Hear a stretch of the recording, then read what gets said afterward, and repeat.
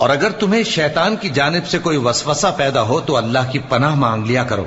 بے شک وہ سنتا ہے، جانتا ہے، اور رات اور دن اور سورج اور چاند اس کی نشانیوں میں سے ہیں۔ تم لوگ نہ تو سورج کو سجدہ کرو اور نہ چاند کو، بلکہ اللہ ہی کو سجدہ کرو جس نے ان چیزوں کو پیدا کیا ہے، اگر تم کو اس کی عبادت منظور ہے۔ پھر اگر یہ لوگ سرکشی کریں تو اللہ بھی ان سے بے نیاز ہے، کیونکہ جو فرشتے تمہارے پروردگار کے پاس ہیں وہ رات دن اس کی تسبیح کرتے رہتے ہیں اور کبھی تھکتے ہی نہیں۔ اور اے بندے،